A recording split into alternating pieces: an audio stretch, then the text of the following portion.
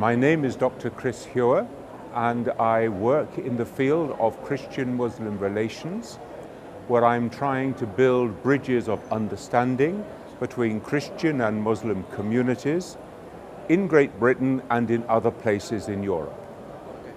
So what's your impression about Iraq? I'm very pleasantly surprised about Iraq because the picture that we have in the West still is that Iraq must be in a very bad state.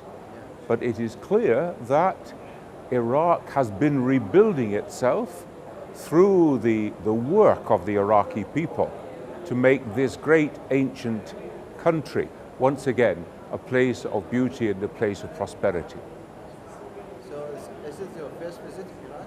This is my very first time in Iraq. And is there any difference between what you have heard on the media about Iraq and what you have saw? I think that we have a picture that Iraq is still a place of fighting and a place of violence. Yeah.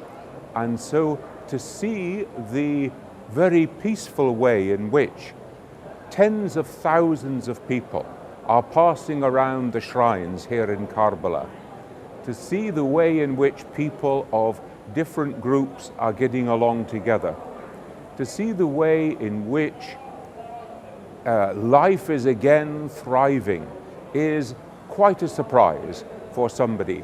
People, when I said that I was coming to Iraq, were afraid. Will you be safe, they said. This is the impression we have. Do you feel safe here? I feel perfectly safe. Will you invite your family and your friends back there to come to Iraq? I would certainly be willing to bring other people to Iraq in order to experience the kind of welcome that I have experienced here. So, you know, Iraq has won over ISIS and liberated its lands in almost 3.5 years, while the US government says that it needs to do that to more than 30 years. What's your opinion about that? I think that always when Western powers are thinking on these questions, they are thinking in a high military way. Yeah.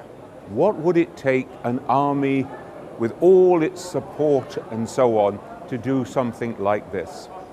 But what happened here in Iraq was that the oxygen was taken away from ISIL, so that they had no support amongst the people. And it was the people themselves who rose up and said, we will not tolerate this kind of oppression in our midst.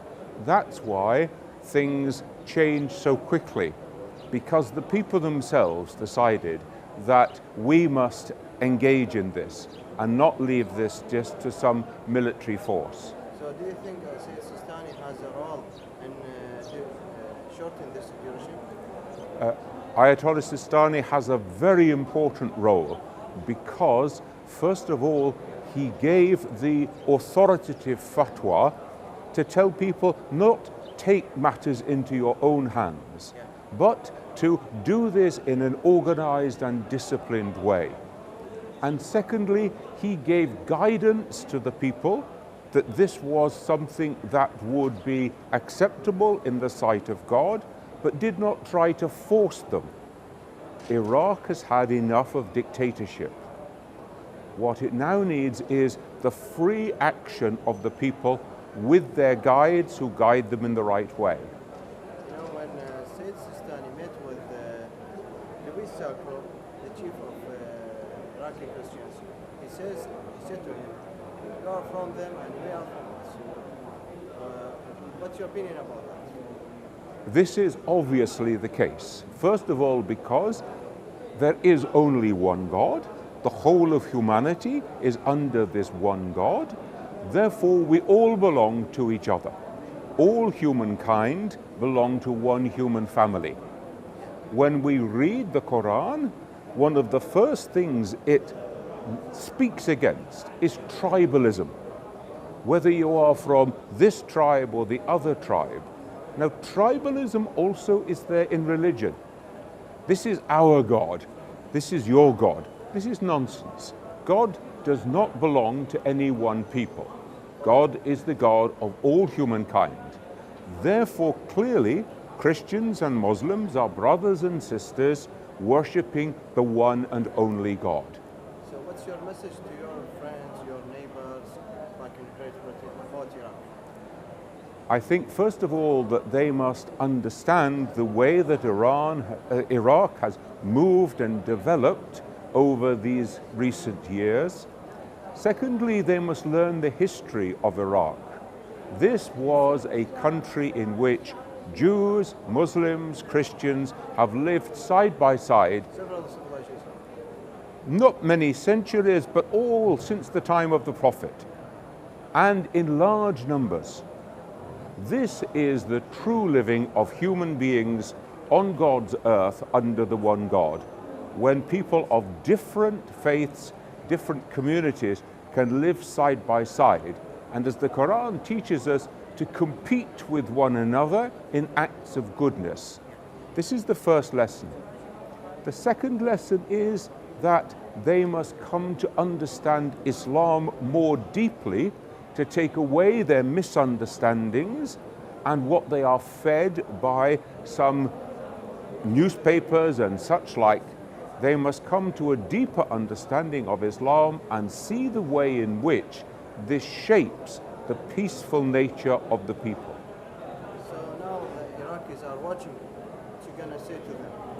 I want to say to the people of Iraq that they have a huge task ahead of them to recover not just from a few years but from decades of problems here in Iraq. And they too should look back to their history, a history in which Baghdad was a city in which so many different communities could live and work and interact with each other. And I hope that they will rebuild an Iraq that was in keeping with their ancient history. And once again, this can be one of the great cradles of civilization in the world. What's your opinion about this festival?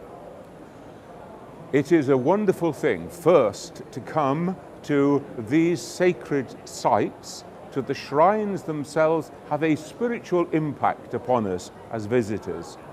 Secondly, it's very important to bring people together, to give them an experience of being in this place, studying and interacting and talking with each other. Sometimes the conversations are more important than the set speeches, because these are when real human contact comes. And finally, what we need to do is to maintain this relationship so that we can deepen it. We never get a deep relationship in one meeting. We need always to go deeper, and this means prolonged engagement of people. Have you faced any difficulties on your way to Karbala? On my way to Karbala, the greatest difficulty that I had was staying awake in the airport of Istanbul. Any suggestions?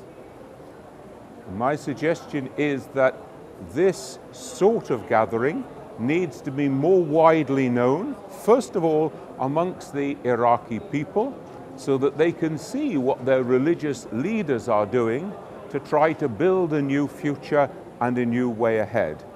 And then secondly, that we need to find a way of taking this message to other media stations around the world, so that they also can share this message with other people.